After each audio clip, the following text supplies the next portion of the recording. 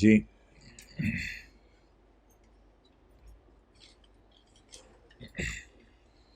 Fee for technical service.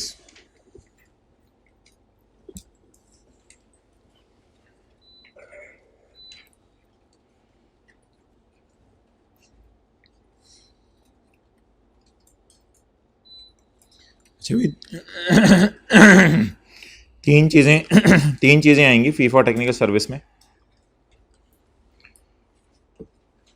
किसी साहब ने जाके किसी कंपनी में मैनेजरियल सर्विसेज दे दी, किसी साहब ने जाके किसी कंपनी में टेक्निकल सर्विसेज दे दी, जैसे मशीन कैसे चलानी है ये बता दिया, या किसी साहब ने जाके किसी कंपनी में कंसल्टेंसी सर्विसेज दे दी, मशवरा दे दिया।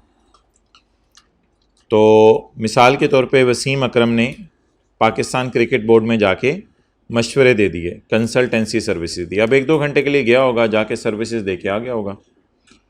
तो ये जो पैसे उसको मिले होंगे, ये पैसे पीरियोडिकल मिल सकते हैं। पीरियोडिकल का मतलब है कि थोड़े थोड़े करके और लमसम ये इकट्ठे मिल सकते हैं। अबे किस चीज़ के पैसे मिल रहे हैं तुझे? कहते मैं गया था, मैंने मैनेजेरियल, टेक्निकल या कंसल्टेंसी सर्विस दी थी, इंक्लूडिंग सर्विस ऑफ टेक्निकल और अदर पर्सनल। असल में जब ये टेक्निकल लोग जाते हैं तो साथ अपना टेक्निकल स्टाफ लेके जाते हैं। जैसे इंजीनियर होगा तो सब इंजीनियर साथ लेके जाएगा, और अदर पर्सनल मिसाल के तौर पे टाइपिस्ट, उनको साथ ले जाएगा। तो जो टेक्निकल लोग काम करने जाते हैं ज़रूरी नहीं खुद जाएं, साथ अपने टेक्निकल टीम भी लेके जा सकते हैं और पर्सनल लोग भी साथ लेके जा सकते हैं टेक्निकल सर्विस देने के लिए, बट डज नॉट इंक्लूड। लेकिन एक चीज़ इसमें शामिल नहीं है, पैसे which is chargeable under the head salary. ऐसे पैसे जो किस हेड में गिरेंगे? Under the head salary. इसका क्या मतलब है? मिसाल के तौर पर एक इंजीनियर हैं जो कि होंडा में काम कर रहे हैं 8 घंटे। ना सिर्फ वो 8 घंटे काम कर रहे हैं, बल्कि वो 7 डेज काम कर रहे हैं, बल्कि वो 1 मंथ काम कर रहे हैं, बल्कि वो 1 ईयर काम कर रहे हैं, बल्कि वो 10 सालों से वहाँ काम कर रहे हैं। तो ये बंदा एम्प्लॉई होगा। ये वसीम अकरम की तरह नहीं होगा कि 2 घंटे के लिए गया और पाकिस्तान क्रिकेट बोर्ड को मशवरे दे के आ गया और कंसल्टेंसी फीस ले ली। ये एम्प्लॉई होगा। तो जो एम्प्लॉई 8 घंटे ड्यूटी करता है उसको जो पैसे मिलते हैं ये उसकी इनकम टेक्निकल सर्विस की नहीं होगी, बल्कि ये इनकम किस हेड में जाएगी? इनकम फ्रॉम सैलरी में जाएगी। तो ऐसा मैनेजर, ऐसा टेक्निकल बंदा और ऐसा कंसल्टेंट जो 8 घंटे ड्यूटी करे जाके और दफ्तर में जाके, 8 में मिसाल दे रहा हूं, यानी ड्यूटी करे जाके और रोजाना आए, काम हो ना हो उसको आना पड़े, तो ऐसे बंदे को तो एम्प्लॉय कहा जाता है। तो उसको जो पैसे दिए जाएंगे वो उसकी इनकम फ्रॉम कौन सी होगी? सैलरी। लेकिन अगर वसीम अकरम साहब 2 घंटे के लिए जाके मशवरा दे के आ जाए पीसीबी को, तो वसीम अकरम तो एम्प्लॉय नहीं है पाकिस्तान क्रिकेट बोर्ड के, तो उनको जो पैसे दिए जाएंगे वो होगी वसीम अकरम की इनकम फ्रॉम टेक्निकल सर्विस। और टेक्निकल सर्विस के पैसे आमतौर पे गिरते हैं इनकम फ्रॉम अदर सोर्स में, क्योंकि मेन काम तो आपका नहीं है ना मशवरे देना वसीम अकरम का, बस जाके मशवरा दे के आ गया, ये इसकी इनकम फ्रॉम अदर सोर्स में गिर जाएगा। तो ऐसा टेक्निकल कंसल्टेंट या मैनेजर जो ड्यूटी कर रहे हैं किसी दफ्तर में, उसको जो पैसे दिए जा रहे हैं वो उसकी इनकम फ्रॉम सैलरी है। That is not income from technical service, हालांकि वो टेक्निकल सर्विसेज दे रहा है। अच्छा, एक और चीज टेक्निकल सर्विस की डेफिनेशन से बाहर गिर रही है, वो है कंस्ट्रक्शन प्रोजेक्ट। एक कंस्ट्रक्शन प्रोजेक्ट है जिसमें आपको घर बना के देना है 100 मिलियन का, और जो बिल्डर है बिल्डिंग का उसको मैप बना के देना है 5 मिलियन का। तो मुझे बताएं, जो बिल्डर है वो रिसीव कितने करेगा आपसे पैसे घर बनाने के? बिल्डर रिसीव कितने करेगा पैसे? बोलें 105 मिलियन। उसमें 100 मिलियन वो आपसे घर बनाने के लिए रहे और 5 मिलियन आपसे टेक्निकल सर्विसेज के ले रहा है। अब ये टेक्निकल सर्विसेज होने के बावजूद भी अपनी हैसियत लूज कर जाएंगी। वजह यह है कि इसका काम है घर बना के देना, तो घर बना के देना तो इनकम फ्रॉम बिजनेस है। ये इनकम फ्रॉम अदर सोर्स में जानी चाहिए सूली तौर पे, क्योंकि ये टेक्निकल सर्विस है। लेकिन ये टेक्निकल सर्विस छोटी होने की वजह से मेन काम घर बनाना था, अपनी एग्जिस्टेंस लूज कर जाएगी, और ये पैसे सारे के सारे बिल्डर की इनकम फ्रॉम बिजनेस में चले जाएंगे। तो ऐसी टेक्निकल सर्विस जिसके बैक एंड पे बड़ा कंस्ट्रक्शन प्रोजेक्ट हो, वो टेक्निकल सर्विस अपनी हैसियत खो देती है और गायब हो जाती हैं, डिसॉल्व हो जाती हैं, और सारे के सारे पैसे कॉन्ट्रैक्टर के कहां चले जाएंगे? इनकम फ्रॉम बिजनेस में। तो ये भी एक एक्सेप्शन है, 5 मिलियन को टेक्निकल सर्विस के पैसे नहीं कहना। जल्दी नोट किया करें।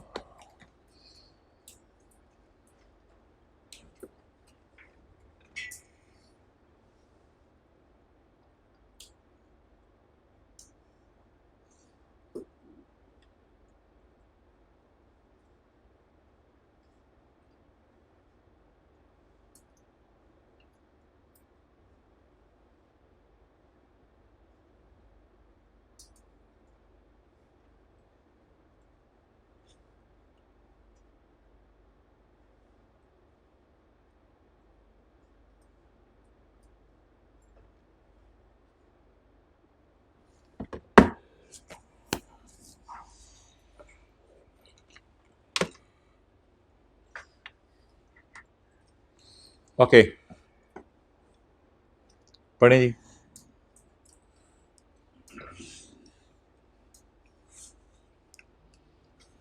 Amount received for services rendered for construction. देखें जरा, amount received for services rendered for construction. थोड़ा सा इंग्लिश का फिक्रा ना याद करना पड़ेगा। Amount received for services rendered for construction, ये भी निकल रहा है टेक्निकल सर्विस की डेफिनेशन से। Amount received for services rendered for construction, for assembly, और मिलता जुलता प्रोजेक्ट। असेंबली होता है प्लांट इंस्टॉल करना, तो घर बनाना नहीं, प्लांट इंस्टॉल करना। तो प्लांट इंस्टॉल करने से पहले भी उसका नक्शा बनता है, तो वो जो नक्शे के पैसे हैं वो इनकम फ्रॉम अदर सोर्स वगैरह में नहीं जाएंगे, वो जो उसकी मेन इनकम होगी बिजनेस में ही जाएंगे। तो ये दो चीज़ें ऐसी हैं टेक्निकल सर्विस होने के बावजूद टेक्निकल सर्विस की डेफिनेशन में फॉल नहीं करती। अगर वो हमारा एम्प्लॉई है, या अगर हम मेन सर्विस किसी बंदे को दे रहे हैं घर बना के देने की, और सब्सिडरी या छोटी सर्विस उसमें दे रहे हैं किसकी? मैप बना के देने की, जिसे आप टेक्निकल सर्विस कह सकते हैं। अच्छा, ये डिविडेंड की डेफिनेशन में स्किप कर रहा हूँ, ये पूरा page 58।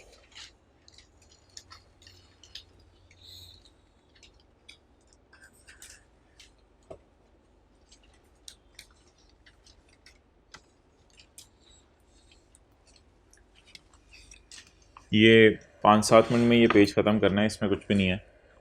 Assessment includes provisional assessment and amended assessment.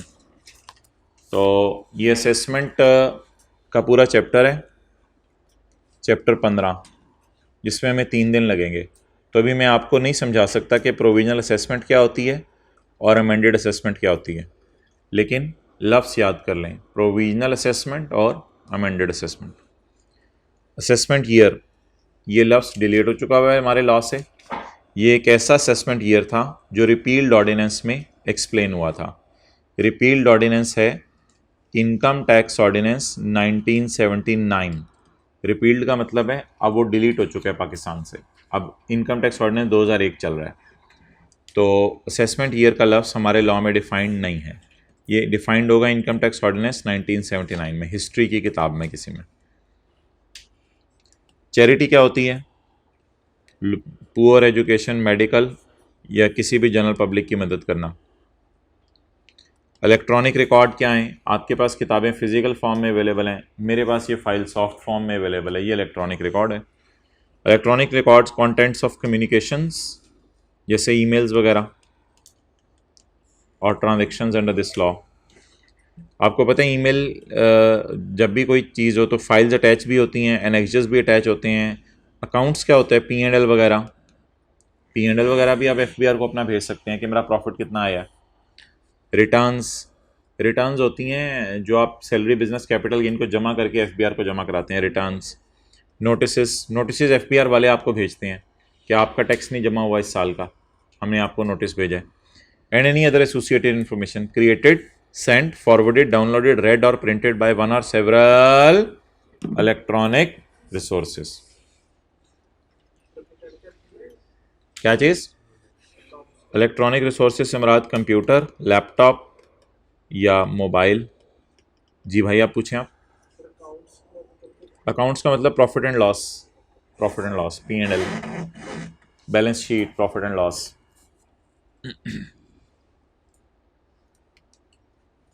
तो ये ना अल्फाज अभी याद कर लें बैठे बैठे। इलेक्ट्रॉनिक रिकॉर्ड्स में क्या क्या आएगा? Attachments, annexures, accounts, returns, notice and any other information. भेजी किससे जाए? इलेक्ट्रॉनिक रिसोर्स से। क्या क्या हो सकता है? क्रिएट भी हो सकती है इन्फॉर्मेशन, अगले को सेंड भी हो सकती है, सेंड हुई हुई फॉरवर्ड भी हो सकती है, सेंड हुई हुई डाउनलोड भी हो सकती है, आप रीड भी कर सकते हैं और आप उसे प्रिंट भी कर सकते हैं। इनकम अंदर आए, इनकम अंदर आए नहीं, इनकम का मतलब अंदर आए नहीं है। Income include any amount chargeable under this law. Salary भी चार्जेबल है इस लॉ में, कैपिटल गेन भी चार्जेबल है। तो 1000 चीज़ों के साथ चार्जेबल लिखा होता है, हर चीज़ के साथ मुंह उठा के उसने चार्जेबल लिखा होता है। एनी अमाउंट, सब्जेक्ट टू को ज़रा आसान कर लेते हैं अंग्रेज़ी। सब्जेक्ट टू का आसान मतलब है ऑन विच, तो पेपर में भी ये आसान लिखाएंगे लफ्ज़, और विच का लफ्ज़ आगे से काट देते हैं। देखें देखें मैं क्या काट रहा हूँ, विच का लफ्ज़ आगे से काट देते हैं। अब इंग्लिश आसान करके पढ़ लेते हैं। Any amount on which collection or deduction of tax is treated as final. मिसाल दें, ऐसी अमाउंट जिस पे टैक्स कटा और फाइनल बन गया। जल्दी जल्दी मिसाल दें, ऐसी अमाउंट जिस पे टैक्स कटा और फाइनल बन गया। डिविडेंड, डिविडेंड, डिविडेंड इनकम पे टैक्स कटा और क्या बन गया? फाइनल 15%। इंटरेस्ट इनकम भी कुछ केसेस में हमने कहा था फाइनल टैक्स रेजिम में।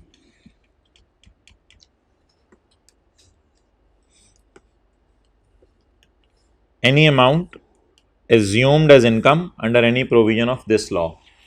Any amount assumed as income, क्या मतलब? Any amount assumed as income, भाई घर किराए पे देना तो समझ आता है इनकम है, बिजनेस करना भी समझ आता है इनकम है, लेकिन लोन जो वापस कर देने, हमने पढ़ा था अगर वो लोन कैश फॉर्म में हो तो वो भी इनकम है। तो कभी कभी लॉ मेकर किसी चीज़ को ज़बरदस्ती इनकम में डाल देते हैं, इसको कहते हैं ट्रीटेड एज इनकम। हालांकि वो इनकम होती नहीं, लेकिन लोगों की नज़र में नहीं है, लॉ मेकर तो उसे इनकम में डालेगा। तो लोन इनकम होती है या वापस करना होता है लोन? लेकिन अगर कैश में ले लें इनकम है। Any loss of income. अच्छा, अकाउंटिंग वाले बड़े वेले हैं, जब भी बात करो कहते हैं प्रॉफिट एंड लॉस। टैक्स वाले कहते हैं भाईजान हमारे पास इतना टाइम नहीं है कि हम प्रॉफिट एंड लॉस का लफ्ज़ बोलें। आज के बाद जब हमने इनकम का लफ्ज़ बोला ना तो इसके ब्रॉड मानी होंगे। इनकम के लफ्ज़ से मुराद कहते हैं हमारी इनकम भी होगी, और इनकम के लफ्ज़ से मुराद आज के बाद लॉस भी होगा, क्योंकि इनकम फ्रॉम बिजनेस के चैप्टर का नाम बड़ा मुश्किल हो जाता है फिर, income slash loss from business. Income और प्रॉपर्टी के चैप्टर का नाम होता है income slash loss from property. हालांकि लॉस इनमें आ जाते हैं, तो उसने बड़ी एक बारीक बीनी से काम लिया, उसने इनकम की डेफिनेशन में लॉस डाल दिया। हालांकि लॉस इनकम नहीं होती वैसे, लेकिन उसने इनकम की डेफिनेशन में लॉस डाल दिया ताकि लॉस का लफ्ज़ बार बार यूज़ ना करना पड़े। बस ये मकसद था। इसका मतलब ये नहीं कि लॉस इनकम बन जाएगा, लेकिन इनकम की डेफिनेशन में लॉस आ गया, जाहिर बात है। जैसे घर में कभी बेटी को बेटा कह देते हैं, तो इससे यही मतलब होता है कि बस, तो समझ गए होंगे आप बात। तो इसलिए इसने इनकम की डेफिनेशन में लॉस को डाल दिया। तो आज के बाद जब भी इनकम लफ्ज़ आएगा हमारे जहन में, तो हो सकता है इनकम ना निकले बल्कि लॉस निकल आए। ये एक बड़े पुराने लॉ में लफ्ज़ डिफाइंड हुआ हुआ, income year means defined in पुराना लॉ। यही लफ्ज़ आपने याद करना है। नॉन प्रॉफिट इदारा, नॉन प्रॉफिट इदारा वो है जो 4 शर्तें पूरी करे। नॉन प्रॉफिट इदारा कौन है? जो 4 शर्तें पूरी करे। Establish for religious, educational, charitable, welfare or for promoting an amateur sport. Amateur sport वो होती है जो पाकिस्तान में नई हो, अभी इतनी आम ना हो।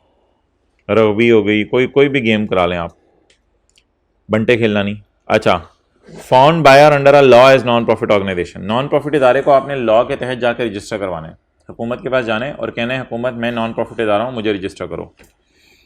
इसके बाद आपने जाके कमिश्नर के दरबार में हाज़िरी देनी है। अप्रूव्ड बाय कमिश्नर, फिर आपने कमिश्नर के पास जाना है फॉर स्पेसिफाइड पीरियड। कमिश्नर आपको 2-3 साल के लिए रजिस्टर कर देगा। अगर बाद में साबित हो गया कि आप नॉन प्रॉफिट ही हैं तो फिर हो सकता है आपको ज़्यादा अरसे के लिए रजिस्टर कर दे, तो कमिश्नर आपको नॉन प्रॉफिट इदारा मान लेगा। इसके लिए आपको कमिश्नर को रिक्वेस्ट करनी पड़ेगी अपील का एक फॉर्म बना हुआ है प्रेस्क्राइब्ड, फॉर्म फिल करना पड़ेगा और accompanied by prescribe document. 7 documents आप अटैच करेंगे कि हमारा इदारा क्या है, क्या क्या करेंगे हम। And person do not derive any benefit from the assets, और आप इस ऑर्गेनाइजेशन के एसेट घर नहीं लेके जा सकते, यानी जो चंदा आया वो आप घर नहीं लेके जा सकते। चंदा आप अपने घर नहीं ले सकते, चंदा दूसरों को घर लेके जाने दें, लेकिन चंदा अपने घर नहीं लेके जाना। तो अगर आपने अकाउंटिंग पढ़ी हुई है तो नो ड्राइंग्स की इजाज़त नहीं है। शायद बात आपको अब समझ आ गई है। तो ड्राइंग्स की इजाज़त नहीं है नॉन प्रॉफिट इदारे को। लेकिन एक बात यार, नॉन प्रॉफिट इदारा ना इंडिविजुअल नहीं हो सकता, ये कोई इदारा होगा।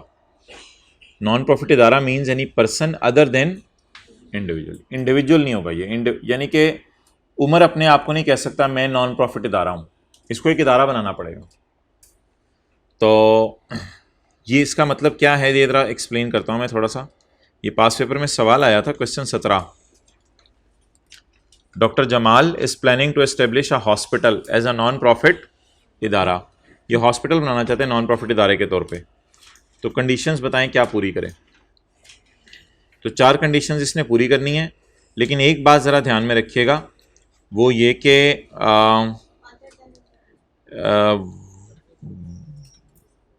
वो ये बात कि individual cannot be a non profit इदारा। डॉक्टर जमाल अपने आप को नहीं कह सकता जमाल नॉन प्रॉफिट इदारा। ये अपने क्लिनिक या हॉस्पिटल को क्या कह सकते हैं, नॉन प्रॉफिट इदारा। समझिएगा बात, बारीक सा फर्क है। अपने आप को नॉन प्रॉफिट इदारा नहीं कह सकता। जमाल लोगों के मैं नॉन प्रॉफिट इदारा हूँ, भाईजान आप नॉन प्रॉफिट इदारे नहीं है, लेकिन मेरी क्लिनिक नॉन प्रॉफिट इदारा है ये कह सकता है, मेरा अस्पताल नॉन प्रॉफिट इदारा है ये कह सकता है। तो मतलब ये है कि अपनी ज़ात के साथ नॉन प्रॉफिट इदारे के लफ्ज़ को नहीं जोड़ना, नॉन प्रॉफिट इदारे के लफ्ज़ को क्लिनिक या हॉस्पिटल या चैरिटेबल ऑर्गेनाइजेशन के लफ्ज़ के साथ जोड़ना है आपने। और फिर शराइत कितनी पूरी करनी पड़ेंगी आपको, 4 शराइत पूरी करनी पड़ेंगी। तो अगर डॉक्टर साहब आप हॉस्पिटल या क्लिनिक कोई बनाना चाहते हैं तो ये 4 शराइत पूरी कर दें, you will be considered as non profit इदारा। आपके इदारे को नॉन प्रॉफिट इदारा कह दिया जाएगा। लेकिन जमाल इन इट सेल्फ अपने आप को नहीं कह सकता कि मैं नॉन प्रॉफिट इदारा हूँ, क्योंकि ये तो इंडिविजुअल है।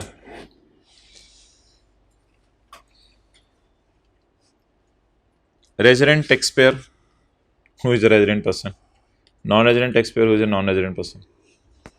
प्रिंसिपल ऑफिसर,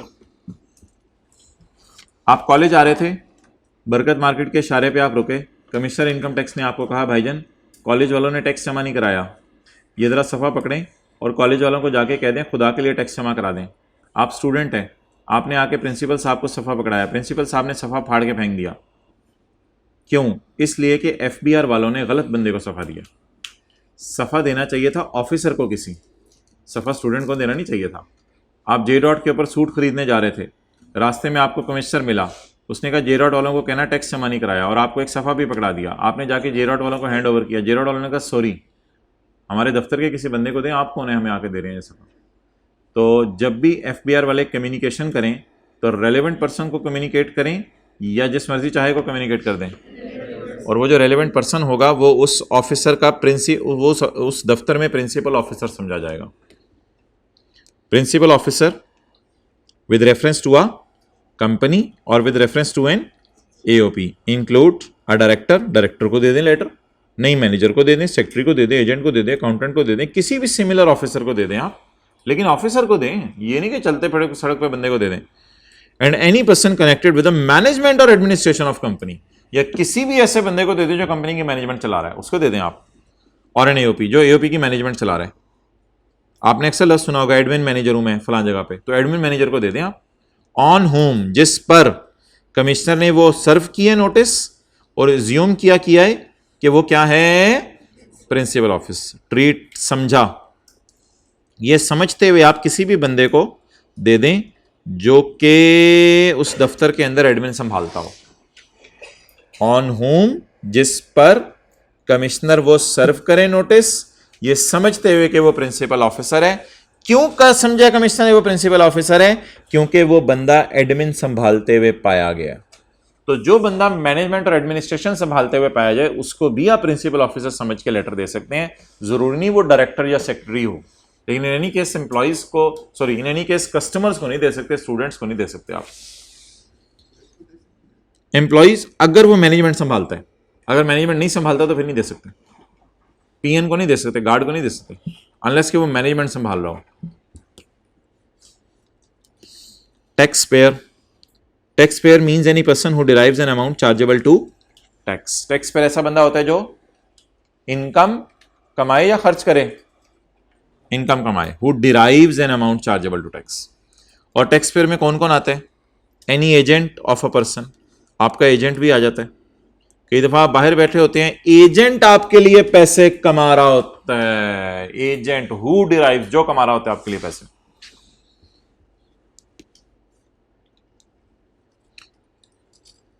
अच्छा, तो आप खुद भी टैक्स पेयर हैं या आपका एजेंट जो आपके लिए पैसे कमा रहा है वो भी क्या है? Tax payer. इसके साथ साथ any person who is required to deduct or collect tax, इसकी मिसाल तो आपको कई दफा दी है। Christian college is withholding agent, is withholding agent, is required to deduct tax on employee salary. ये लिखो, Christian college is required to deduct tax on employee salary. इसलिए क्रिश्चियन कॉलेज को क्या कहा जाएगा? Tax payer. ये अपना भी टैक्स पे करता है और अपने एम्प्लॉइज का भी टैक्स काट के जमा करवाता है।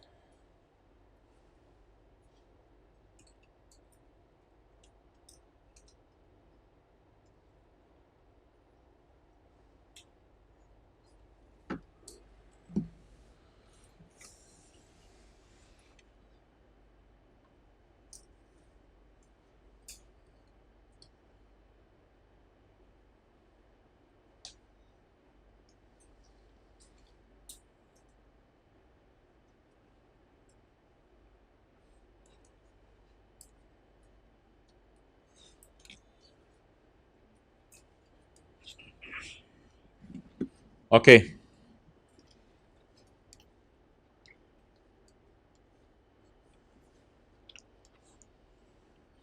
Any person required to furnish a return of income or pay tax under this law. किन लोगों ने पाकिस्तान में रिटर्न ऑफ इनकम जमा करवानी होती है? Any person required to furnish a return of income, section 114 chapter 15 में हम पढ़ेंगे। Persons required to furnish a return of income, section 114 chapter 15 में हम पढ़ेंगे persons required to furnish a return of income.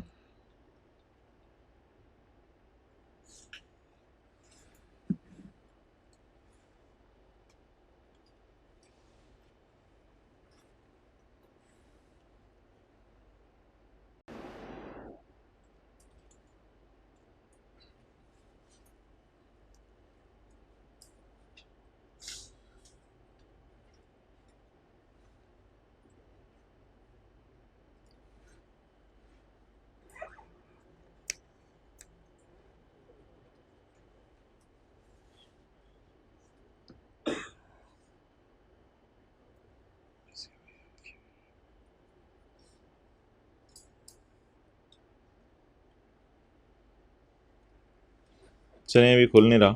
Chapter 15 के पहले सफ़े पे ना लिस्ट दी हुई है, वो हमने डिटेल से देखनी है कि किन किन लोगों ने पाकिस्तान के अंदर रिटर्न जमा करवानी है। उसमें वो लोग भी होंगे जिनके प्लॉट हैं, जिनके घर हैं, और बला बला किस्म के लोग होंगे। वो चलें, जब जाहिर बात है चैप्टर आएगा तो देख लेंगे। मैं ऐसे ही आपको थोड़ी ज़्यारत कराना चाह रहा था। टैक्स क्या होता है जी? Tax means any tax imposed under this law includes any penalty, fees or any other charge or any sum or amount leviable or payable under this law। leviable का मतलब है लगाई गई, तो इस लॉ में जो अमाउंट भी टैक्स के तौर पे लगाई गई उसे टैक्स कहा जाएगा। तो ये छोटी सी डेफिनेशन है टैक्स की। बोर्ड हम आज तक वाइट बोर्ड समझते थे, लेकिन बोर्ड से मतलब है, आज पता चला federal board of revenue. Clear? अच्छा जी,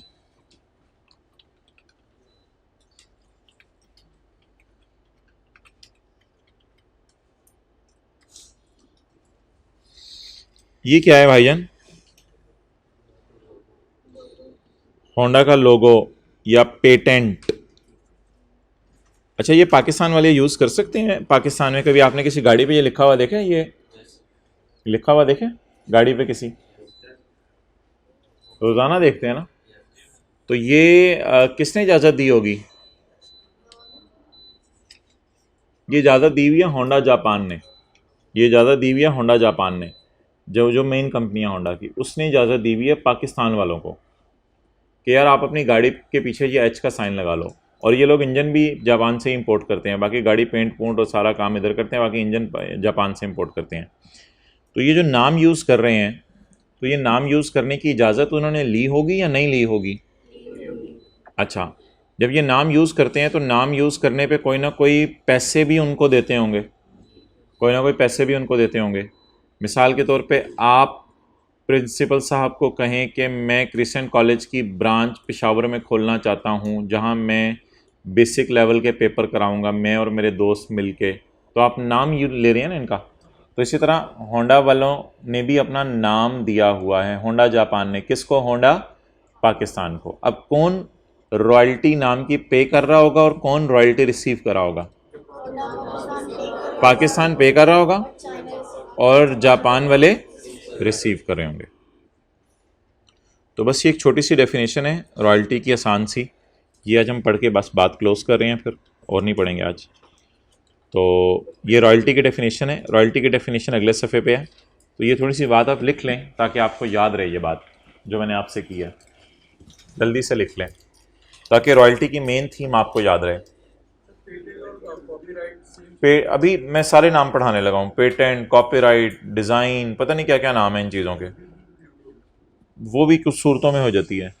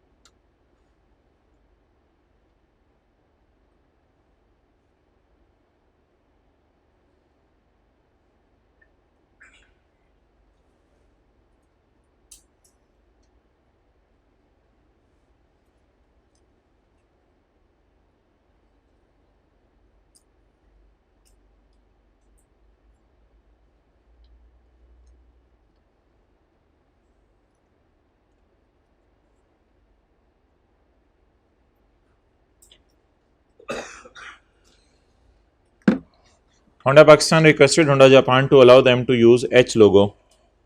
इसको पेटेंट भी कहते हैं। होंडा पाकिस्तान विल पे ₹50,000 पर कार टू होंडा जापान। तकरीबन इतने ही पैसे देते हैं इनको, ये सच्ची बात है। हर गाड़ी के बदले तकरीबन जापान वालों को हम पाकिस्तान से 40-50 हज़ार रुपये दे रहे हैं to Honda Japan. This is royalty income of Honda Japan. ये होंडा जापान की रॉयल्टी इनकम है।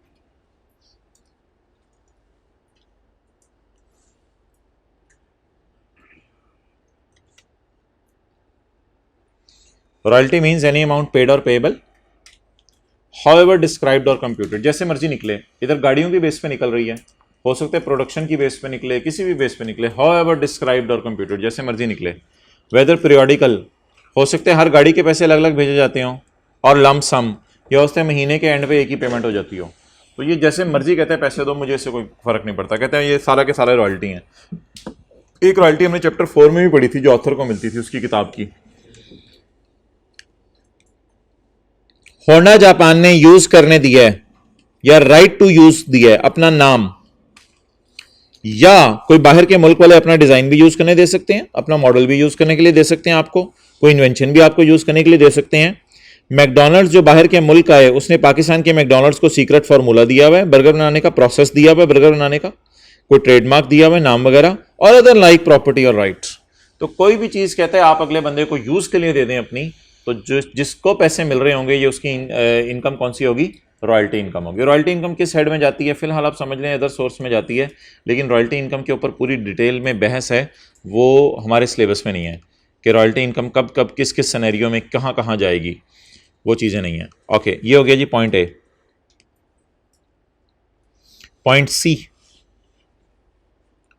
The receipt of or right to receive. ऊपर लिखा हुआ था use of or right to use, और नीचे लिखा हुआ है receive of or right to receive, यानी visual images, sounds or both. तो मिसाल के तौर पे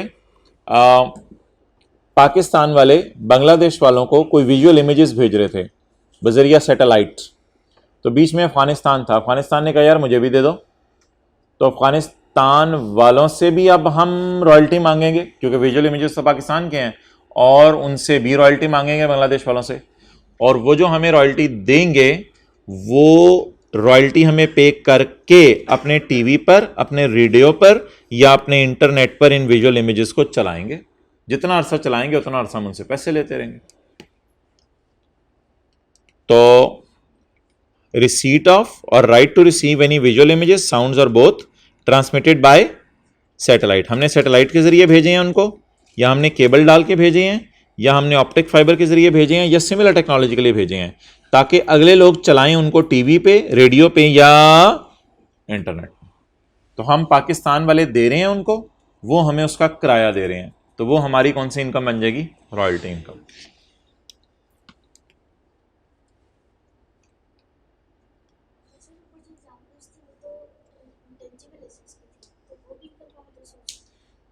कौन सी?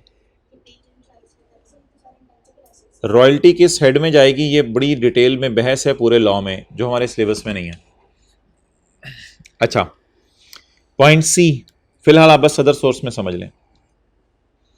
पॉइंट सी हो गया। डी,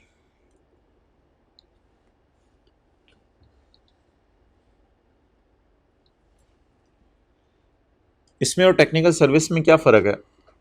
एक डेफिनेशन हमने पढ़ी है फी फॉर टेक्निकल सर्विस, एक डेफिनेशन है रॉयल्टी। इस पॉइंट में और उसमें क्या फ़र्क है?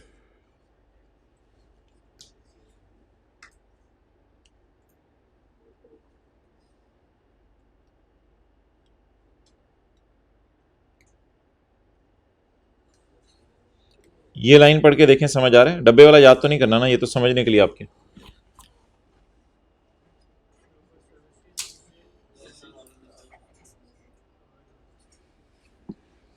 देखें, आपने इंटरनेट घर में सही करवाना है, तो आप उनको फ़ोन करते हैं भाई इंटरनेट ख़राब है, तो वो आपको कहते हैं भाई जनाब मॉडम के करीब है। आप कहते हैं नहीं करीब हो जाता हूँ। कितना करीब होना है? अच्छा, तो हम मॉडम के पास ही जाके बैठ जाते हैं।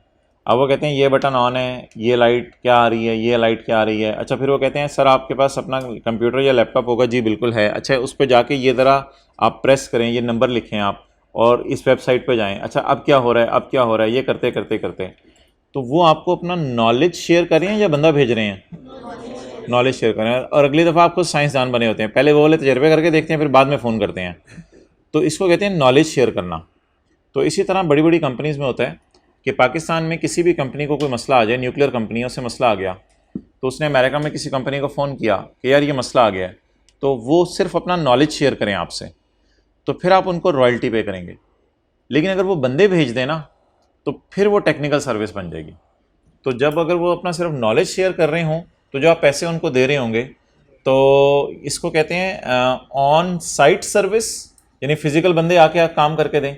और कई दफ़ा ऑन साइट नहीं आना पड़ता, खाली आपको फ़ोन पे नॉलेज कन्वे कर देते हैं। तो अगर खाली नॉलेज कन्वे किया जा रहा है ना, तो वो तो रॉयल्टी के डेफिनेशन में फॉल करेगा। लेकिन अगर वो बंदे भेज दें सर्विस देने के लिए, तो फिर उनकी जो इनकम होगी वो कौन सी इनकम होगी? टेक्निकल सर्विस की इनकम होगी, वो टेक्निकल सर्विस की डेफिनेशन में फॉलो करेगा। तो बारीक सा फ़र्क है, क्योंकि टेक्निकल अलग इधर भी लिखा हुआ है, उधर भी लिखा हुआ था टेक्निकल असम। यार किस हेड में जाएंगी रॉयल्टी और टेक्निकल सर्विस, ये पूरी बहस है जो आई के अपने एक दफ़ा सिलेबस में डाली थी और निकाल दी हुई है कि ये किस हेड में जानी है। द सप्लाई ऑफ, फिलहाल आप अदर सोर्स में समझ लो अपने सिलेबस के एतबार से। The supply of technical, industrial और कमर्शियल और साइंटिफिक। अच्छा, ये मजे की बात आप देख रहे हैं, टेक्निकल नॉलेज, एक्सपीरियंस और स्किल, इंडस्ट्रियल नॉलेज, एक्सपीरियंस और कमर्शियल नॉलेज, एक्सपीरियंस और साइंटिफिक नॉलेज, एक्सपीरियंस और स्किल। अब याद कहां से करना है, चलें खैर है। तो ये असल में अल्फाज सबके साथ मिल रहे हैं, लेकिन नीचे पढ़ें क्या लिखा हुआ है। There is a transfer of knowledge in royalty only, transfer of knowledge. In contrast, बिलमुकाबिल, fee for technical service involve the actual rendering of service by team. तो पूरी पूरी टीमें आती हैं, आप उनको 2-2, 4-4, 6-6 महीने होटलों में डराते हैं और वो टीमें आके आपको टेक्निकल सर्विस दे रही होती हैं। तो उधर फिजिकली टीम आएगी, टेक्निकल सर्विस के केस में इधर टीम नहीं आएगी, बल्कि टेक्निकल सर्विस में आपने देखा होगा लफ्ज लिखा होता है including technical and other staff, वो साथ लेके आएंगे। तो उधर टीमें आ रही होंगी, इधर टीमें नहीं आ रही होंगी, इधर सिर्फ आपको क्या सप्लाई किया जा रहा होगा, नॉलेज सप्लाई किया जा रहा होगा। ओके, और आखिरी बात, एफ और जी कोई और चीज है बिल्कुल। आखिरी बात, ई, the use of or right to use, बार बार लफ्ज यूज हो रहा है। एनी इंडस्ट्रियल, कमर्शियल और scientific equipment, industrial equipment, commercial equipment और साइंटिफिक इक्विपमेंट। अच्छा, इंडस्ट्रियल इक्विपमेंट यूज करने दिया, यूज ऑफ इंडस्ट्रियल इक्विपमेंट। ये बात कंट्रास्ट कर रही है, हमने पढ़ा था लैंड एंड बिल्डिंग को प्लांट एंड मशीनरी के साथ किराए पे देना, इनकम फ्रॉम अदर सोर्स के चैप्टर में गिरता है। ठीक है जी। अब आज हम पढ़ें कि रॉयल्टी की डेफिनेशन में भी ये गिरता है, इंडस्ट्रियल इक्विपमेंट को किराए पे देना, यूज ऑफ इंडस्ट्रियल इक्विपमेंट। तो इन दोनों में एक फर्क इतना सा है सिर्फ, जो हमने पहले पढ़ा था और जो हमने आज पढ़ा है। सुजुकी वालों ने होंडा एटलस कार से रिक्वेस्ट की कि हमारी कटिंग मशीन खराब हो गई है, तो होंडा कार्स वालों ने कहा हम आपको कटिंग मशीन अपनी इस्तेमाल करने देंगे, आप इधर आ जाएं लोहा लेके। लेकिन हम ऐसा नहीं है कि land and building along with plant and machinery सब किराए पे दे रहे हैं आपको। ऐसा कोई एग्रीमेंट नहीं है कि आप हमें लैंड का भी किराया देंगे, आप हमें बिल्डिंग का भी किराया देंगे, आप हमें हमारी मशीनों का भी किराया देंगे, ऐसा कुछ नहीं है। आप सिर्फ मशीन का किराया दीजिएगा बस, और जितने 2-4-10 दिन के लिए आपको चाहिए वो आप आ जाएं, हम आपको इस्तेमाल करने देंगे। तो इसमें फिर लैंड एंड बिल्डिंग साथ किराए पे नहीं दी जा रही, सिर्फ क्या किराए पे दी जा रही है, मशीन किराए पे दी जा रही है। तो ये फिर किसकी डेफिनेशन में फॉल करेगा, रॉयल्टी। आगे रॉयल्टी किस हेड में जाती है वो मैंने क्या बहस छोड़े, उसमें आपको पढ़ने की जरूरत नहीं। तो ये जरा दोनों में ना एक फर्क है। तो यहां लिख लें, लैंड एंड बिल्डिंग किराए पे नहीं दी जाएगी, खाली प्लांट थोड़े अरसे के लिए यूज पे दिया जाएगा। उर्दू में लिख लें, लैंड एंड बिल्डिंग किराए पे नहीं दी जाएगी, साथ का लफ्ज जरूर लिखना है, लैंड एंड बिल्डिंग किराए पे नहीं दी जाएगी साथ, बल्कि थोड़े अरसे के लिए प्लांट यूज के लिए दिया जाएगा।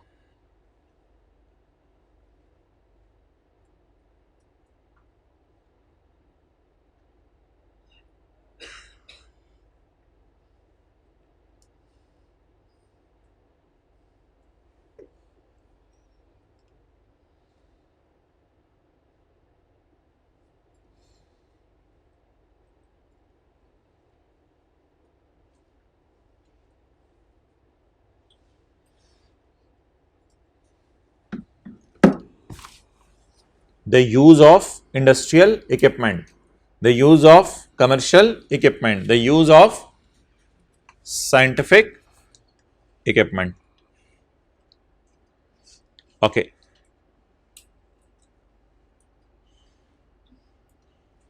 पाकिस्तान टेलीविजन ने रॉयल्टी पे की for broadcasting an ESPN cricket documentary. तो ESPN वालों ने क्रिकेट डॉक्यूमेंट्री बनाई, PTV वालों ने कहा हमें चलाने दो, ESPN वालों ने कहा हमें पैसे दो। तो वो जो पैसे दिए वो ESPN को आपने रॉयल्टी पे की है, क्योंकि उनके विजुअल इमेजेस या साउंड टाइप कोई चीज़ आप यूज़ कर रहे हैं। तो बैक एंड पे थीम वही है जो पॉइंट सी में हमने पढ़ी थी। The use of or right to use, बार बार लफ्ज यूज हो रहा है भाईजान, use of right to use, receipt of or right to receive, supply of, use of or right to use, ये लफ्ज बार बार यूज हो रहे हैं। The use of right to use, copyright of a literary artistic or scientific work, literary work, artistic work, scientific work. आपने Harry Potter से बात की बाहर के मुल्क में, भाईजान हमें पाकिस्तान में छापने दें किताबें, उन्होंने कहा चलो भाई भागो इधर से। आपने कहा हर किताब के बदले तुझे 100 रुपया दूंगा, उसने कहा डन हो गया, चलो एग्री करते हैं। तो आपने किसी और का लिटरेरी वर्क पाकिस्तान में छापा है, तो अब आप उसको उधर रॉयल्टी पे करेंगे। तो use of a right to use copy of literary, artistic or scientific work including films or video tapes. Films or video tapes कहाँ यूज होंगी? आप पाकिस्तान में अपने टीवी पे चलाएंगे, या पाकिस्तान में किसी टेप रिकॉर्डर पे चलाएंगे, या पाकिस्तान में किसी रेडियो पे चलाएंगे। बट एक चीज को इसने यहां से निकाल दिया बड़ा कैटेगोरिकली, यानी एक्सप्लिसिटली, वाज़े तौर पे। उसने कहा but shall not include consideration, जो पैसे मिलेंगे फॉर द सेल, डिस्ट्रीब्यूशन और एग्जीबिशन ऑफ सिनेमा फिल्म्स। लेकिन अगर सिनेमा फिल्म्स की मद में पैसे मिले तो ये आपके जो है वो रॉयल्टी इनकम में नहीं जाएंगे। अब सवाल ये राइज होता है कि बाहर के मुल्क से हमने किसी बंदे को कहा हमें फिल्म चलाने दो, उसने कहा आप टीवी पे फिल्म चला लो, तो हम जो पैसे भेजेंगे उसको, वो उसकी रॉयल्टी इनकम है। फिर थोड़े अरसे बाद हमने उसको अगले साल कहा अब हमें दोबारा फिल्म चलाने दो, उसने कहा किधर? आपने कहा सिनेमा में चलाऊंगा, तो अब हमारा लॉ मेकर कह रहे हैं कि ये उसकी इनकम फ्रॉम रॉयल्टी नहीं है, ये इसकी कोई और इनकम है। कौन सी इनकम है इसको छोड़े परे, ये जो इनकम है ये कहां जाएगी, वेयर इट विल गो, ये आप सीए फाइनल में आपको पता चलेगा, वेयर इट विल गो। देखिए कुछ चीजें ऐसी होती हैं हम एक जगह से निकालते हैं दूसरी जगह डालते हैं। मिसाल के तौर पे हमने लैंड एंड बिल्डिंग और प्लांट एंड मशीनरी को खास तौर पे प्रॉपर्टी के चैप्टर से धक्के देके निकाला था। प्रॉपर्टी के चैप्टर जब पढ़े थे हमने उसे फौरन निकाल दिया था उधर से, अदर से उसके चैप्टर में लाके डाला भी था। तो ये जो सिनेमा फिल्म से पैसे आने से रॉयल्टी की डेफिनेशन से सिर्फ निकालना आपके सिलेबस में है, इसे डालना कहां है फिर? लीव इट, इससे हमें कोई कंसर्न नहीं है। बस ये बताना चाहिए कि सिनेमा फिल्म से जो पैसे आए वो किसकी डेफिनेशन से बाहर निकाल दें? रॉयल्टी की डेफिनेशन से बाहर निकाल दें। और अगर आपने फिल्म टीवी पे चलानी है या रेडियो पे चलानी है, तो फिर जिस बंदे से इजाजत आपने ली हुई है और उस बंदे को पैसे दे रहे हैं, तो ये उसकी कौन सी इनकम होगी? रॉयल्टी इनकम होगी। तो ये मोहतरम सारी चीजें थी। आगे ये जो बात है ना अगली, ये ए से ई को रेफर कर रही है, ए से ई जो हमने पॉइंट पढ़ ली है उनको रेफर कर रही है। ये क्या बात है? ये बात है, आप विजुअल इमेजेस चलाने लगे, आपको मसला आ गया, आपने जिससे विजुअल इमेजेस लिए थे उसे फोन किया, ओ भाईजान नहीं चल रहे विजुअल इमेजेस, उसने बंदे भेजे, लेकिन बंदे इतने नहीं भेजे कि टेक्निकल सर्विस देने लग गया, हल्की फुल्की मदद के लिए बंदे भेजे। तो कह रहे लॉ मेकर कि इन सारी चीजों के लिए हल्की फुल्की मदद ले सकते हैं आप बंदों की। कहते हैं इन सारी चीजों में मैं वाजे नहीं कह रहा कि बंदे आए ही ना, जाहिरी बात है अगर आपने किसी का इंडस्ट्रियल इक्विपमेंट इस्तेमाल करना शुरू किया है और आपने होंडा से कहा है कि मुझे कटिंग मशीन इस्तेमाल करने दो, तो होंडा अगर आपको कटिंग मशीन इस्तेमाल करने देगी तो हल्का फुल्का मसला तो आपको आना है। तो उसमें परमानेंट बेस पे आपने किसी बंदे से टेक्निकल सर्विस नहीं लेनी, वो तो फिर टेक्निकल सर्विस इनकम बन जाएगी। उसमें आपने घंटे दो के लिए किसी बंदे को बुला के होंडा के कहना यार जरा बता दें हमें थोड़ा सा मसला आ रहा है, तो पॉइंट एफ में थोड़ा सा ठंडा हुआ और कहते हैं हल्की फुल्की सर्विसेज बंदों की यहां भी अगर मिल जाए ना तो मुझे एतराज नहीं है, ये पैसे स्टिल किसके डेफिनेशन में रहेंगे? रॉयल्टी की। लेकिन अगर बंदे ही आके बैठे रहे और सर्विसेज ही दिए जा रहे हैं तो फिर ये तो टेक्निकल सर्विस है। लेकिन अगर हल्की फुल्की मदद के लिए बंदे आ जाए तो कहते हैं कोई मसला नहीं। इसलिए उसने एक बड़ा सा लफ्ज़ यहाँ इस्तेमाल किया, सब्सिडरी। सब्सिडरी आपको पता है मेन काम नहीं है सर्विस देना, मेन काम नहीं, सब्सिडरी होते हैं नॉन कोर काम। बस असल में विजुअल इमेजेस चल नहीं रहे थे, आधे घंटे के लिए आपने किसी बंदे को बुला के कहा यार ये विजुअल इमेजेस चला के दे दो, तो इसकी कहते हैं इससे कोई फर्क नहीं पड़ता, इससे इनकम रॉयल्टी की डेफिनेशन से बाहर नहीं निकल जानी, इनकम स्टिल किसकी डेफिनेशन में रहेगी? रॉयल्टी की। आपने मैकडोनल्ड्स की कोई क्या कहते हैं फ्रेंचाइज पाकिस्तान में खरीदी, अब आप मैकडोनल्ड्स की रेसिपी लगा रहे हैं लेकिन वो चीज़ नहीं बन रही, तो आप 2-3 घंटे के लिए, 6 घंटे के लिए, 2 दिन के लिए किसी बंदे को बुला लें, लेकिन मतलब ये नहीं है कि वो टेक्निकल सर्विस आप देने लग गए आके, तो वो तो सिर्फ इस मद में देने आया है कि आप फार्मूला सही तरह लगा नहीं पा रहे। द सप्लाई ऑफ असिस्टेंस, बंदे आएंगे, द सप्लाई ऑफ असिस्टेंस, बंदे आएंगे, मदद आएगी आपको, डेट इज जरूरी, उसके बगैर गुजारा नहीं है। एंशिलरी होता है जरूरी। एंड सब्सिडरी, सब्सिडरी का क्या मतलब लिखूं? नॉन मेन अगर लिख दूं समझ आ जाएगा, नॉन मेन जो मर्जी समझ लें, बस मतलब समझ आना चाहिए। सब्सिडरी हल्की फुल्की। The supply of assistance that is main और दैट इज हल्की फुल्की for any property or right as mentioned in clause A through E. A through E की जगह आप लिखाएंगे पेपर में all of above, A through E तो नहीं पेपर में लिख के आएंगे ना, उसकी जगह लिखाएंगे ऑल ऑफ अबव। अच्छा ये क्यों सर्विस दी जा रही है भाईजान, क्यों बंदे आ रहे हैं बताएं जरा, जल्दी जल्दी बताएं। इट इज फर्निश्ड, क्यों क्यों क्यों बंदे क्यों आ रहे हैं? As a means for enabling the enjoyment of the property. वो विजुअल इमेज आप इंजॉय ही नहीं कर पा रहे, वो फिल्म चला ही नहीं पा रहे, वो इंडस्ट्रियल इक्विपमेंट आप यूज ही नहीं कर पा रहे, वो पेटेंट और कॉपीराइट आपको इस्तेमाल करना ही नहीं आ रहा, वो आर्टिस्टिक वर्क आप यूज ही नहीं कर पा रहे, उसको इंजॉय करने के लिए आपने सिर्फ बंदा बुलवाया, वो आके हल्का फुल्का काम करके सब्सिडरी से काम करके चला गया। तो ये सब्सिडरी होने की वजह से रॉयल्टी की डेफिनेशन में ही रहेगा। इट इज फर्निश्ड, इट क्या? असिस्टेंस। इट से मुराद असिस्टेंस है ना।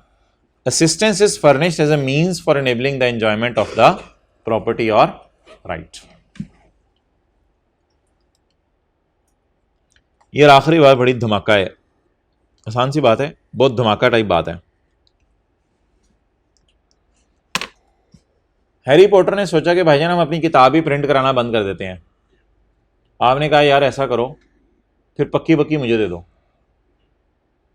अब आप फी किताब पहले 200 रुपया दे रहे थे, अब आप 200 नहीं देंगे, अब आप 2 करोड़ से भेजेंगे, क्योंकि अब आज के बाद आप ही उसकी किताब पूरी दुनिया में छापेंगे। तो कभी कभी बात यहां तक बढ़ जाती है कि चलते चलते चलते जो चीज आपने किराए पे ली होती है वो हमेशा के लिए खरीद लेते हैं। जो चीज आपने किराए पे ली होती है वो हमेशा के लिए खरीद लेते हैं। इसी तरह मिसाल के तौर पे फिल्म में उसने ये कहा था कि फिल्म जो है वो 4 दफा आप चलाएंगे बस, खत्म, टीवी पे 4 दफा चलाएंगे बस, हर दफा चलाने की ₹1,00,000 रॉयल्टी। 4 दफा चलाने के बाद आपने कहा ये फिल्म हमेशा के लिए मुझे दे सकते हो, मैं बांग्लादेश में चलाऊं, पाकिस्तान में चलाऊं, करोड़ दफा चलाऊं, मेरी मर्जी। उसने कहा इसके फिर ऐसा करो कि इसके फिर 2-3 करोड़ दे दो, तुम्हें याद हमेशा के लिए दे देता हूं। तो जिस चीज को आपने पहले रॉयल्टी पे लिया था अब आपने उसे बाय कर लिया है। तो ये जो बाय करके आपने उसको पैसे भेजे हैं, हैरी पॉटर को हर किताब के पहले आप 100 रुपया भेजते थे, अब आपने एक ही दफा करोड़ रुपया भेजा, ये करोड़ रुपया भी उसकी रॉयल्टी इनकम में जाएगा। ये बड़ा अजीब सा पॉइंट है जी। The disposal of any property लिखे हैं उर्दू में, मतलब अब उसने हमेशा के लिए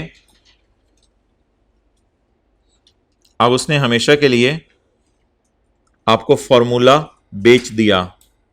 फॉर्मूला मैं इधर से बोल रहा हूं देख के, फॉर्मूला आपने नहीं लिखना, विजुअल इमेज लिख लें, फिल्म लिख लें, जो मर्जी लिख लें, जो भी आपको समझ आ रहा है। अब उसने हमेशा के लिए आपको फॉर्मूला बेच दिया, इसका मतलब ये तो अब आप भी आगे बेच सकते हैं, अब तो आपकी चीज बन गई ना।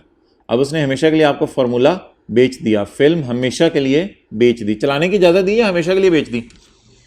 तो ये भी किस इनकम में फॉल करेगा? रॉयल्टी इनकम में।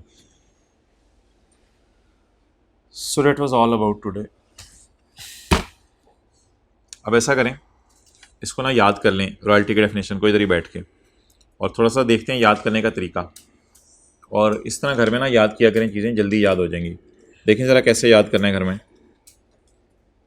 Use of or right to use, अगले नाम याद कर लें, patent, invention, design, formula, process, trademark और अदर मिलती जुलती प्रॉपर्टी।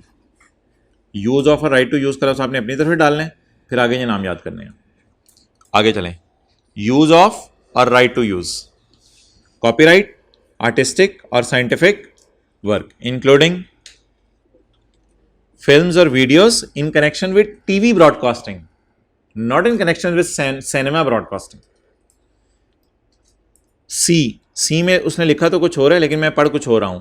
राइट और use or right of use, या फिर receipt or right to receive.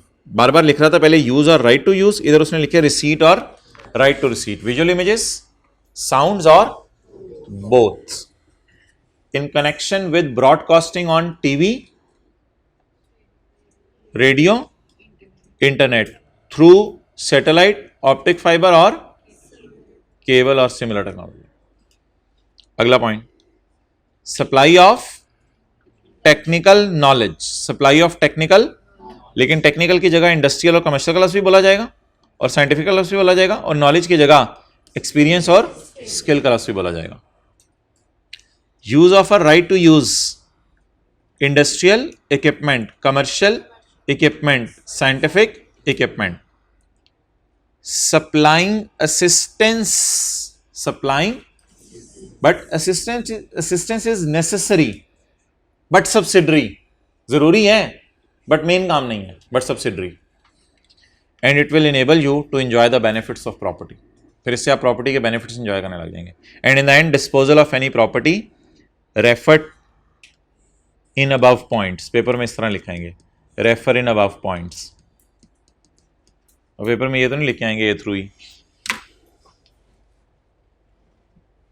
चलें बताएं जल्दी बताएं। Use of a right to use, patent, design, formula, secret और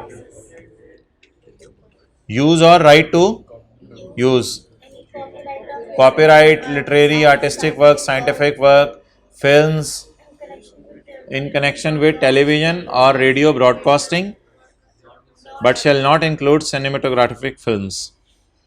अच्छा, तीसरा, receipt of or right to receive visual images, sounds or both in connection with broadcasting on radio, TV और एक और बात लिखी हुई थी बाय सैटेलाइट, और वो थोड़ा आसान होता है चीज़ों को याद करना यार। देखें कितना इजीली याद हो रही हैं, बस घर जाते ही तो आधा घंटा लगा लिया करें, आधे घंटे में आपको एक सफ़र आराम से याद हो जाता है। पॉइंट 4 क्या था आगे? सप्लाई ऑफ टेक्निकल नॉलेज, ये तो मेन बात हो गई। अब टेक्निकल की जगह 2-3 लफ्ज़ हो रहे हैं और नॉलेज की जगह एक्सपीरियंस और स्किल भी है। जी अगला कौन सा था? Use or right to use industrial, scientific or commercial equipment. And अगला पॉइंट था supply of assistance, but assistance is ancillary and subsidiary and it will enable us to enjoy the benefits of that property and in the end disposal of property. बस ठीक है, ये question 18 करें और recording बंद कर दो। क्वेश्चन 18 कर दें जी। हाँ जी, एनेक्जर्स होते हैं ईमेल वगैरह में, आपने कोई चीज़ एक्सप्लेन करनी हो, जैसे सेल का डाटा अलग बता दें, परचेज का डाटा अलग बता दें, इसे एनेक्जर्स कहते हैं, सपोर्टिंग डॉक्यूमेंट्स। अच्छा यार सवाल है इधर कि आपने क्या क्या बताना है। स्मॉल कंपनी कौन सी है, पब्लिक कौन सी है, प्राइवेट कौन सी है, ये 3 चीज़ें आपने बतानी है। पब्लिक और प्राइवेट तो एक ही बात होगी ना, या पब्लिक है या प्राइवेट है, और दूसरी एक बात होगी या स्मॉल है या नहीं है। तो मेरे ख्याल से पब्लिक और प्राइवेट तो आपको याद है। पब्लिक वो होती है फेडरल गवर्नमेंट ने 50 या उससे ऊपर, फॉरेन गवर्नमेंट ने 50 या उससे ऊपर, प्रोविंशियल गवर्नमेंट ने 50 या उससे ऊपर, या ऐसी फॉरेन कंपनी ने 50 से ऊपर जिसको फॉरेन गवर्नमेंट ने और किया हो, और stock exchange, listed in stock exchange. ये 5 चीज़ें कौन सी कंपनी है? पब्लिक। लेकिन स्मॉल कंपनी इतनी पहले की पड़ी हुई है कि भूल गई है, तो चैप्टर 4 में जाएं, रिवाइज करें स्मॉल कंपनी एक दफ़ा, उसकी डेफिनेशन, फिर आप इधर आ जाएं। जल्दी जल्दी जल्दी जल्दी जल्दी खामोश, बस खामोशी से जाके रिवाइज करें स्मॉल कंपनी की डेफिनेशन। चैप्टर 4 में पहले सफ़े पे है मेरे ख्याल से, या दूसरे पे, पेज 32। जी भाईजान, कैपिटल रिजर्व्स कितने हो?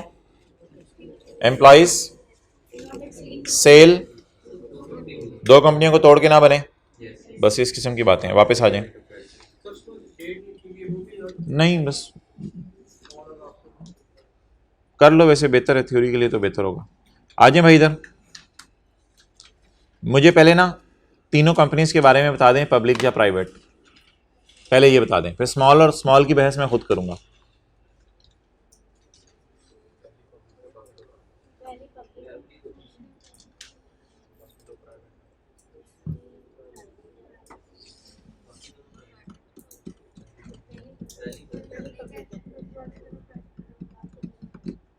अच्छा जी, लेट्स स्टार्ट। ये लाइन 90% बच्चों ने नहीं पढ़ी होगी कि तीनों अनलिस्टेड हैं। ठीक है जी, तीनों क्या हैं?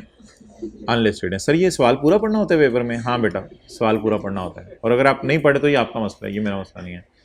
तो तीनों कंपनी स्टॉक एक्सचेंज में लिस्टेड नहीं है, ये तीनों की तीनों अनलिस्टेड है। पहली बात तो ये हो गई।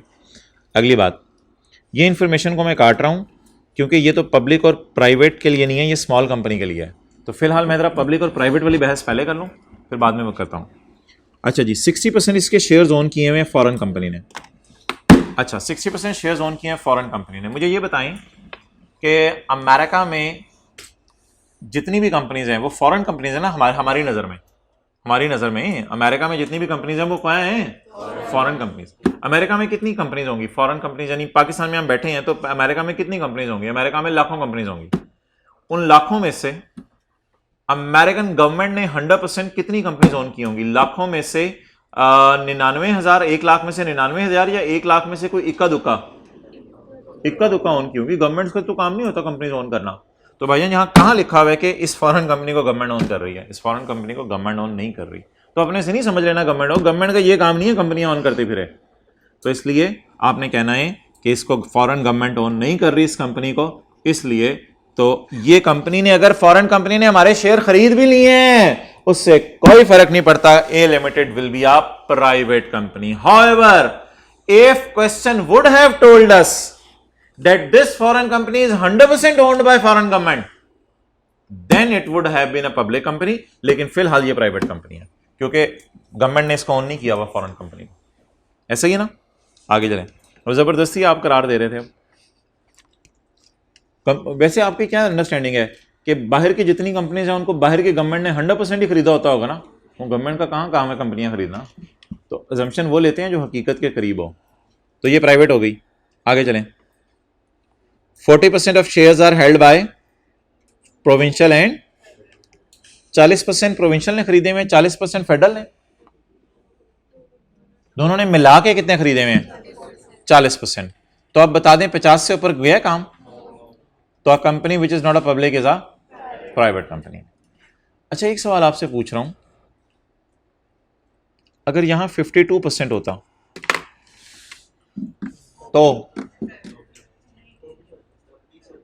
अच्छा, अब सवाल मैं आपसे यह पूछने लगा हूं कि फेडरल गवर्नमेंट का अकेले खड़े होकर 50 से ऊपर जाना जरूरी है और प्रोविंशियल गवर्नमेंट का अकेले खड़े होकर 50 से ऊपर जाना जरूरी है, या दोनों का मिल के 50 से ऊपर जाना जरूरी है?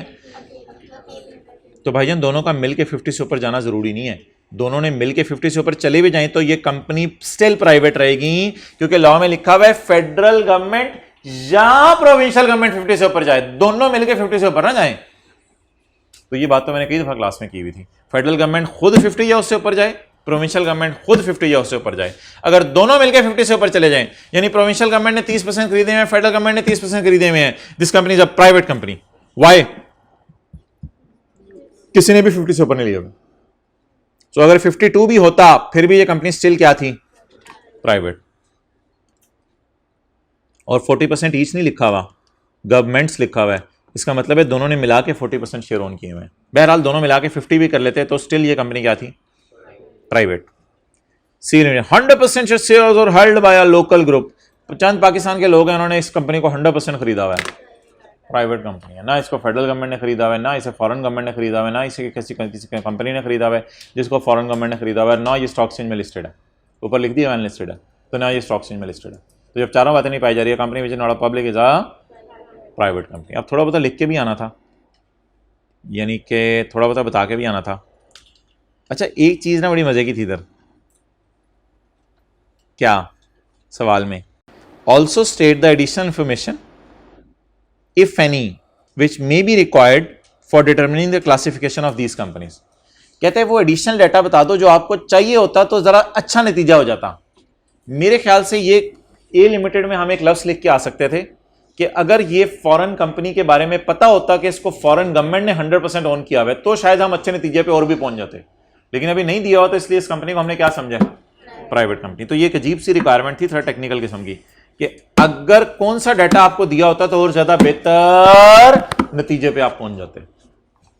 बहरहाल फिलहाल हम तीनों कंपनीज को क्या बनाया हमने? A limited can not be classified, sorry दूसरा पैरा पढ़ें। A limited can be classified as private company. 60% of shares are held by foreign company. If foreign company is 100% owned by foreign government, then A limited would have classified as public. As the ownership of foreign company is not known, we cannot classify it as a public company. Done. B limited can be classified as, because neither the provincial government nor the federal government own 50 or more of the shares of the company. And तीसरा, C limited can be classified as a private, बल्कि will be classified as a private company as 100% share holding of companies with local group and not with provincial, not with federal and not with foreign government. Done जी। Sir B वाले point में अगर 40 से above होता, मतलब 50 से above होता तब भी अनलिस्टेड थी, तो इन केस होती है कि प्राइवेट नहीं, अगर गवर्नमेंट किसी अनलिस्टेड कंपनी के, फेडरल गवर्नमेंट अकेले 52% शेयर ओन कर ले तो उसका अनलिस्टेड के लफ्ज़ को इग्नोर किया जाएगा और वो कंपनी पब्लिक समझी जाएगी, ये मैंने बताया। तो फेडरल गवर्नमेंट किसी के 50 से ऊपर ओन कर ले, चाहे वो अनलिस्टेड है, उससे कोई फर्क नहीं पड़ेगा, वो पब्लिक कहा जाएगा उसको। अच्छा चलें जी, स्मॉल कंपनी। स्मॉल कंपनी की डेफिनेशन पेज 32 पे आपने बताई है मुझे। कैपिटल जमा रिजर्व 50 मिलियन से कम हो, एम्प्लॉइज 250 से कम हो, सेल 250 से कम हो 250 मिलियन से, और पुरानी कंपनीज को तोड़ के ना बने, और सारी बातों के दरमियान एंड है, यानी सारी की सारी बातें पाई जाएं। अच्छा, ये कैपिटल है, ये रिजर्व्स हैं और ये सेल है। तो जिसको मैंने रेड से सर्कल किया उनको मुझे जमा करना पड़ेगा, ये प्लस का लस लिखा हुआ है ना, उनको जमा करना पड़ेगा, और जिसको मैंने ग्रीन से सर्कल किया उसे जमा नहीं करना पड़ेगा। और सवाल में लिखा हुआ है कि और क्या डाटा आपको चाहिए होता, एम्प्लॉयज़ का डाटा हमें चाहिए था। एम्प्लॉयज़ का डाटा होता तो एक अच्छे नतीजे पे हम पहुंच जाते, लेकिन एम्प्लॉयज़ का डाटा सवाल में अवेलेबल नहीं है। अच्छा पहले इनके टोटल बता दें। 110 नहीं, माइनस ही होगा ना, प्लस तो मैंने आपके समझने के लिए लिखा है। 45 लॉस आ गया ना कंपनी को, 45। अच्छा, जिस कंपनी का कैपिटल 110 है वो कंपनी स्मॉल, अब मैं इसकी सेल को देखूंगा ही नहीं। वजह बताएं भाईजान, एक चीज भी आपके ऊपर निकल गई तो अब स्मॉल नहीं है। अब आप चीखें, शोर मचाएं, चिल्लाएं कि मेरे 250 की जगह मेरे तो 15 एम्प्लॉइज हैं, और भाईजान बंदा तुम्हें चपेट मारे, तुम्हारे 15 एम्प्लॉइज हैं, तुम सरमाया देख रहे हो अपना, 110 मिलियन तुम्हारा सरमाया है, तुम कहां से स्मॉल कंपनी हो। तो एक बात भी पूरी हो जाए ना तो ये कंपनी स्मॉल नहीं रहेगी। इसलिए पहली बात पूरी हो गई है, इसलिए मैं सेल को लिफ्ट भी नहीं कराऊंगा, मैं सेल को ऐसे देखे बगैर आगे चला जाऊंगा। हाँ, सेल को लिफ्ट भी नहीं कराऊंगा, सोल्यूशन में ऐसे लिखाऊंगा, और मुझे एम्प्लॉइज भी नहीं चाहिए। आप इधर मैं ये नहीं लिखूंगा अगर तुम एम्प्लॉय देते तो मेरा नतीजा बदल जाता। एम्प्लॉइज क्या, एम्प्लॉइज के बड़े भी दे देते तो मेरा नतीजा ना बदलता, तो एम्प्लॉइज देने से मेरा नतीजा क्यों बदलना था। तो अब मैं जवाब दे के आऊंगा, दो the sale is less than 250 but capital and reserves exceeds 50 million, so that is enough for making it, that is enough to call it not as a small company। ये बात, ये काफी है कहने के लिए कि ये स्मॉल कंपनी नहीं है। एक चीज भी ऊपर निकल जाए, एक कंपनी के एम्प्लॉइज 251 है, उससे कोई सवाल ना पूछें आप, खत्म होगी बात, तो कंपनी स्मॉल कंपनी नहीं बन सकती किसी भी तरह। वो कंपनी चाहे सेल इस साल 0 करे, आप उसे कहेंगे 250 एम्प्लॉय का चार्ट डालना तुमने, 251 एम्प्लॉइज हैं, इतनी बड़ी कंपनी हो तुम। यार इसमें मुझे एडिशनल इन्फॉर्मेशन चाहिए थी या नहीं चाहिए थी? एक्सेलेंट, नहीं चाहिए थी, इसमें एडिशनल इन्फॉर्मेशन की मुझे जरूरत नहीं थी। मिल भी जाती तो कोई फर्क नहीं पड़ना था मेरे डिसीजन पे। आगे ये बताएं, paid up capital total reserve की बुनियाद पे आपको स्मॉल लग रही है? सेल भी 250 से कम है, स्मॉल लग रही है? पता नहीं एम्प्लॉइज कितने हो सकते हैं 270 हो सकता है, हो सकता है, इसीलिए सवाल ने डाला state the additional information which may be required. इसमें मेरे ख्याल से उसको बता के आए हम। अच्छा सवाल है ना, मुंह में पानी आ रहा है। अच्छा सवाल है, क्या कह रहे हैं वो, क्या कह रहे हैं, बोलो बोलो बोलो बोलो बोलो बोलो। B company can be classified as its turnover is less than its share capital and reserves are less than. इतना सा लिखने के भी आपको नंबर मिलेंगे। एडिशनल इन्फॉर्मेशन वाली बात आप ना भी लिखें तो आई कैप इतना तो अपने नॉलेज करेगा। Additional information regarding number of employees and constitution of company, यानी कब बनी थी और तोड़ के तो नहीं बनी, should have been given to reach a conclusive decision. ये गिवन अगर तुम कर देते तो मैं किसी अच्छे नतीजे पे पहुंच जाता, लेकिन फिलहाल मुझे अब स्मॉल लग रही है, मैं क्या करूँ। डन, दोनों चीजें नीचे थी, काश एम्प्लॉइज दे देता तो वो भी नीचे होते, फिर तो बिल्कुल हम मजे में होते, दल में ना होते। इधर बताएं जी, ये 50 से कम है, ये 250 से, सिर्फ इसकी सेल 250 से ऊपर होना ही इसको स्मॉल कंपनी के डेफिनेशन से बाहर निकाल देता है। अब दीवाना बार हम एम्प्लॉयज ढूंढें या इस कंपनी से नंबर ऑफ एम्प्लॉयज पूछने की जरूरत आपको महसूस हो रही है? वैसे मुझे तो नहीं जरूरत महसूस हो रही। किसी में क्लास में किसी को जरूरत महसूस हो रही हो तो इधर आ जाए, मैं उसको स्टिक से जरा समझाता हूँ। जरूरत महसूस हो रही है किसी को? जरूरत महसूस हो रही है किसी को? नहीं जरूरत महसूस हो रही। ठीक है, जाए इंशाल्लाह। अच्छा, अब जो है ना, अगला लेक्चर कल सैटरडे को अपलोड होगा और उसके बाद फिर फ्राइडे और सैटरडे को। फ्राइडे और सैटरडे का प्रॉबेबली लेक्चर ऐसा हो, शायद हम इनकम फ्रॉम सैलरी का चैप्टर शुरू कर लें, शायद, अब मुझे नहीं पता, मैं सोचूंगा इस पर। तो फ्राइडे सैटरडे को अगर सैलरी का चैप्टर शुरू कर लिया तो फिर वो मंडे को लेना आपके लिए ज़रूरी होगा, फिर ही आपको बात समझ आएगी। ठीक है जी, ओवर।